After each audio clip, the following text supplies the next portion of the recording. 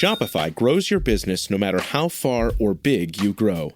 Shopify is the global commerce platform that helps you sell at every stage of your business.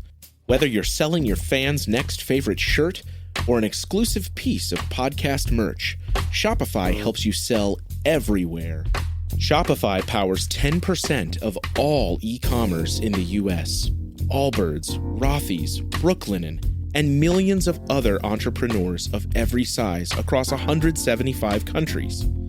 Plus, Shopify's award-winning help is there to support your success every step of the way. Because businesses that grow, grow with Shopify. Sign up for a $1 per month trial period at shopify.com/income, all lowercase.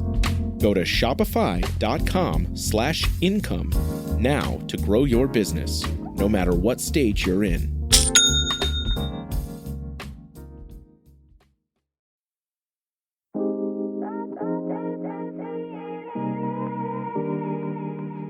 There are runners that race a marathon every month. Actually, there are a few that run a marathon every week, and some that run one every day. While that is amazing and inspirational, this episode is not for them. This is for the marathoners that want to get really, really good at the marathon. The ones who prioritize quality over quantity. And I'm not talking about elite racing. I'm talking about runners who love the marathon the most and want to discover how to get your very best performance, no matter what your age or natural talent. And to truly train to run your personal best marathon year after year, you shouldn't be running one month after month.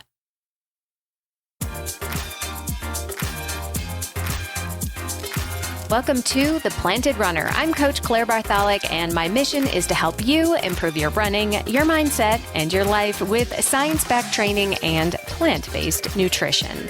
In this episode, you'll learn why always training for the marathon eventually backfires, how many marathons per year is optimal, and what to train for when you are not training for a marathon.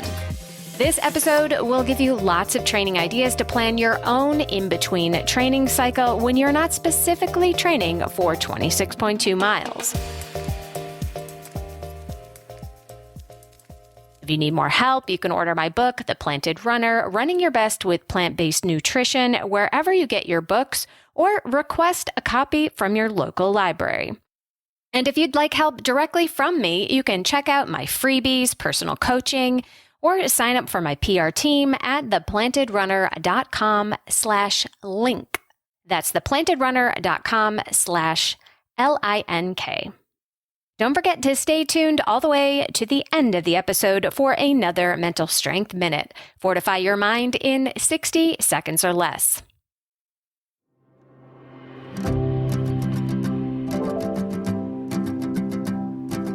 If you've raced a marathon this season, congratulations. I hope recovery is going well and you are proud of your accomplishment, no matter how the race went.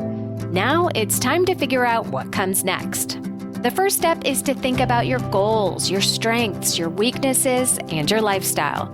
If you just ran a big spring marathon, you might already have your eye on your next marathon in the fall.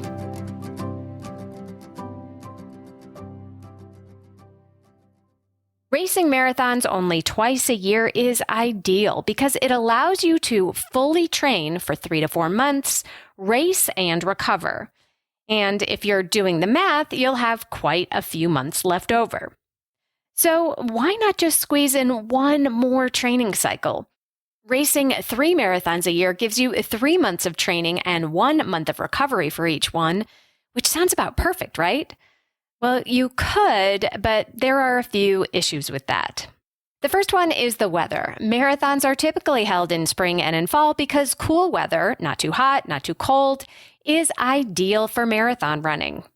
But you could get around that by running Phoenix in February, Grandma's in June, and New York City in November. So technically, you could sort of solve the weather issue by finding a cool summer race like Grandma's in Minnesota.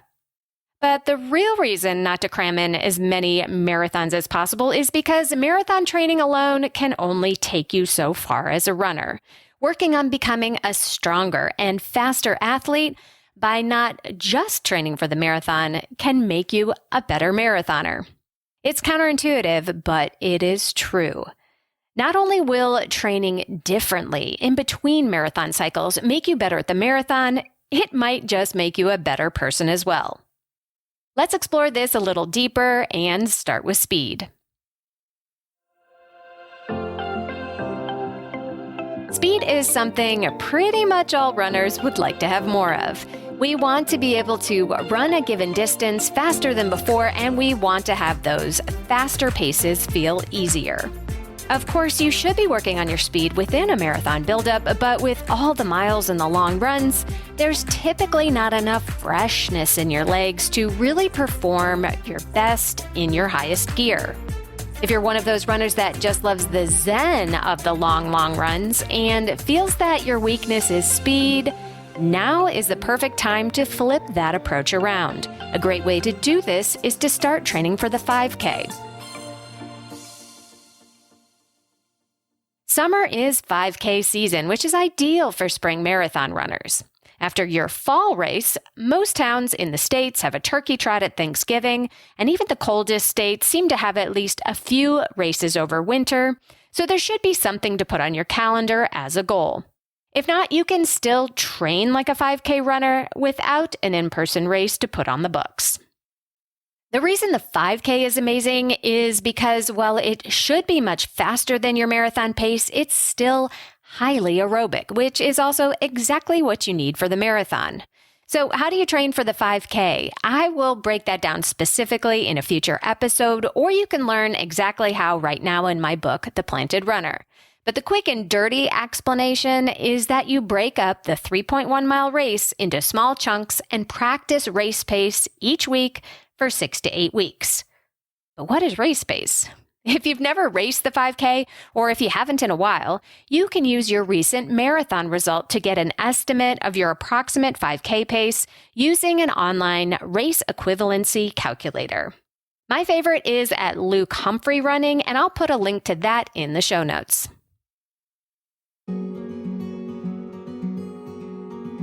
Sharpening up your 5K pace with specific training and racing will definitely help you enter your marathon block with a higher level of speed than where you started. And another benefit, it will make marathon pace feel a whole lot easier.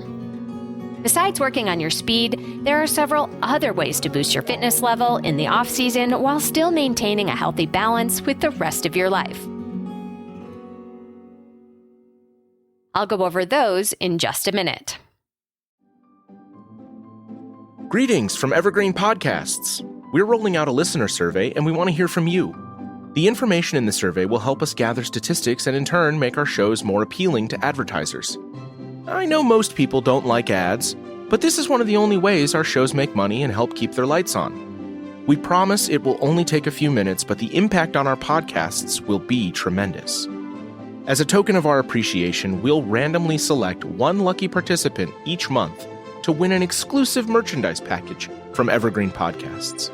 Head to evergreenpodcast.com/listenersurvey to help a show and possibly get some free stuff for doing so. We can't thank you enough for the support. Now back to the show. Women's Running Stories, where we explore the intersection between running and life. Because every woman who is committed to a running journey has a story to tell, and this is where you'll find those stories. I am host and producer Cherie Louise Turner. I'm a 53-year-old runner, and together with original music by musician and runner Cormac O'Regan, we bring these inspirational stories to life. Please join us to fuel your adventures. But first, I wanted to let you know that I have been chosen as the official coach for the Oktoberfest Half Marathon, September 30th, 2023, here in beautiful Asheville, North Carolina. Come run along the French Broad River as the trees change color and enjoy a tasty craft brew after the race. I've created an exclusive 12-week half marathon training plan specifically for the Oktoberfest Half Marathon, which you can add to your cart with your registration. It includes everything you need to run your best race, including mileage, strength training, and of course, my best mental strength lessons. They've also created a private Facebook group for the event where you can get support and join a community of runners ready to don their lederhosen this fall. This race is expected to sell out, and training starts July 9th, so sign up today at oktoberfesthalfmarathon.com. That's Oktoberfest with a K, halfmarathon.com. Before I get back to the conversation, I want to talk about a massive problem that I see with runners everywhere, and especially plant-based runners. You know that I'm the first to tell you that you can absolutely get everything you need from a plant-based diet as an endurance runner. But most runners are struggling. With our busy lives and time-consuming training schedules, making sure that you get enough to fuel your training and making sure that it's actually optimal for your health and performance is a real challenge. So that's why I tell all my athletes to make nutrition simpler and get Neurify Plus by Previnex. In less than a minute, you can mix their superior quality protein shake up with just water in a shaker bottle, and it actually tastes delicious. That is not the case with other plant-based powders I've tried. You can enjoy Neurify right after a workout, knowing you are getting everything you need for muscle repair, none of the junk that you're going to get in one of the lower quality powders. Another cool way to use it is to mix up a couple of scoops with water or warm plant-based milk right before bed. Studies have shown that taking 20 to 30 grams of protein right before bed is the optimal time for protein synthesis and muscle repair that we all need. Look, this is the only product that I'm working with, and that's for a very good reason. I believe in Previnex quality, their mission, and I use Neurify Plus myself. And I'm not the only one. Lindsay Hine of All Have Another, Jason Fitzgerald of Strength Running, Whitney Hines of the Mother Runners, Elite Athlete, Emily Infeld, and so many others in the running world are passionate about Previnex too. If you're ready to simplify your nutrition and optimize your fueling, you can try Neurify for 15% off the regular price with my code PR15. That's PR15 at Previnex.com.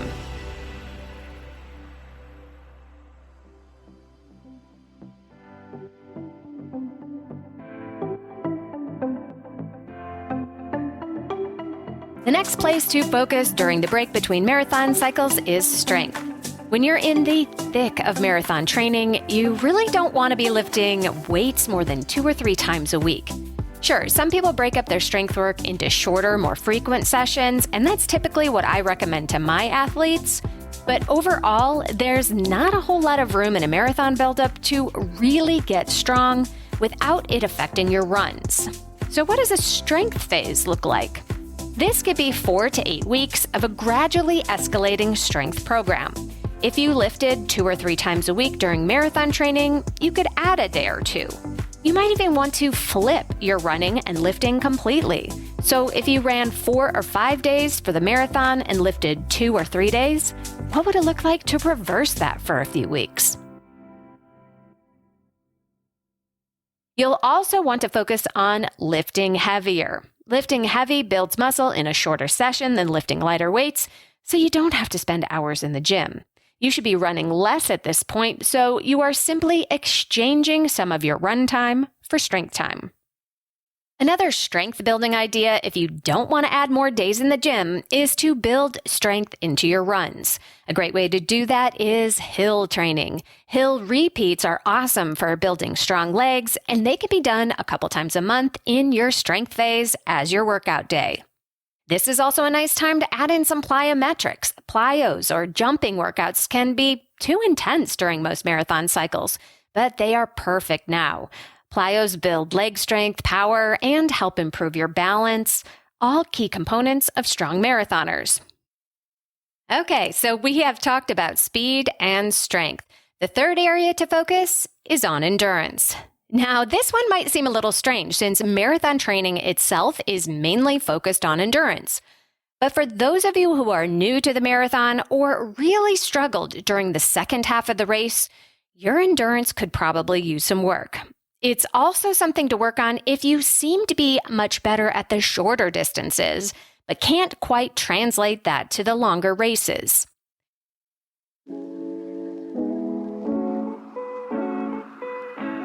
Endurance is built over time with lots of aerobic running.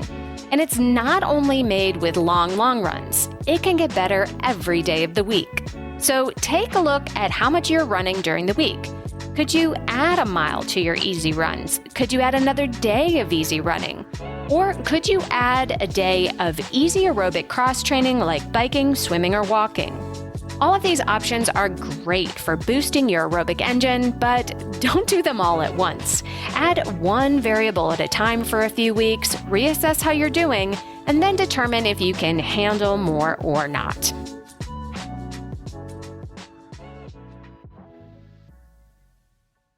So, how do you decide whether to work on speed, strength, or endurance? As runners, we want to improve all three. Hopefully, right after your marathon, you took the time to debrief from your race and you wrote down what went right and what went wrong. Take some time to take another look at what you wrote.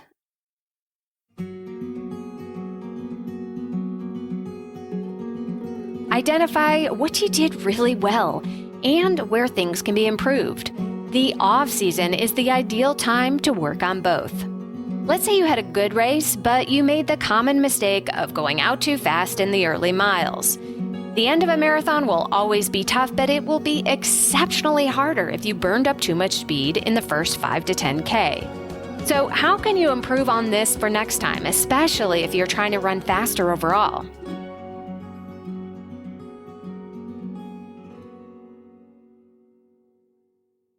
The first question to ask yourself is, why did you go out too fast in the first place? Were you unaware of your pace? Were you trying to go out by effort and thought you were going slower than you really were? Or were you just sort of winging it?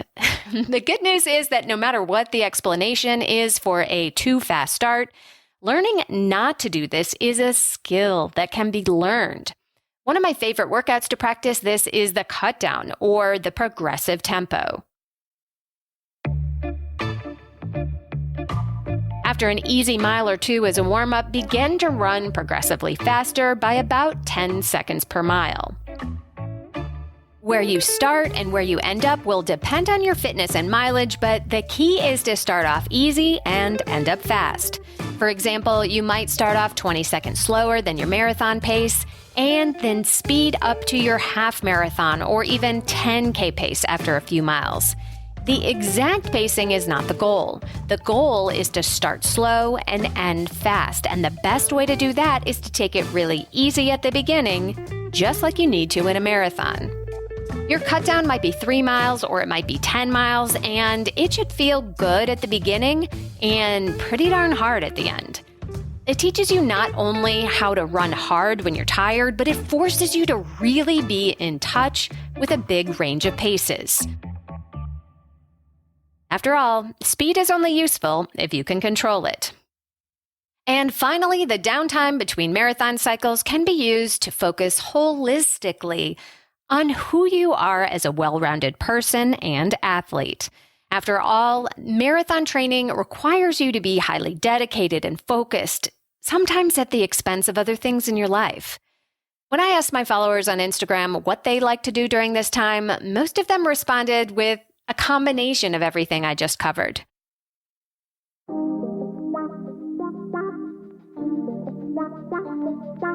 With fewer miles to run, we can focus on both speed and strength. We can reconnect with our running buddies for some fun miles instead of worrying about what's on our schedule for the day. We can finally focus on mobility work or yoga. We can sign up for fun races with the kids. By the time the new marathon cycle starts, we will be stronger, faster, more mobile, and maybe even a little happier than we were before.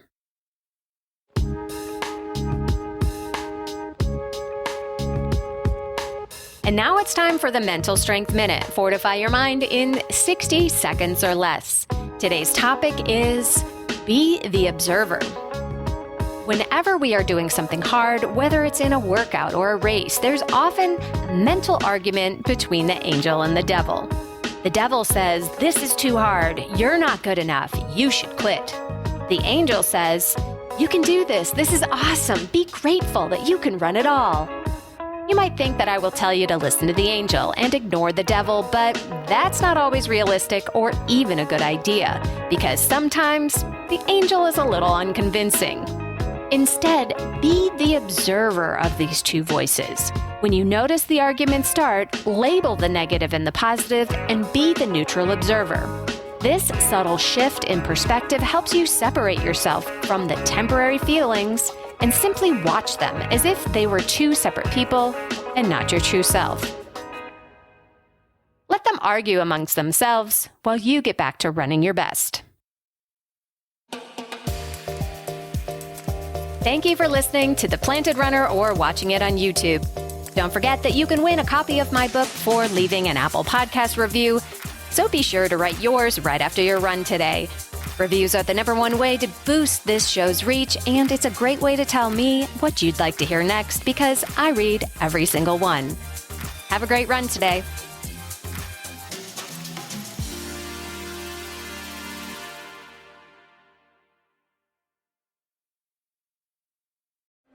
Sports stars. They're like superheroes. But they're actually real. Which is why we've made a podcast about them. You see, They've all got a story. but too many of these stories were cut short. Kobe Bryant, Payne Stewart, Flojo, Phil Hughes. Justin Fashanu, We're writing episodes about all of them. and sadly many more. Death of a Sports Star, a new series from Crowd Network.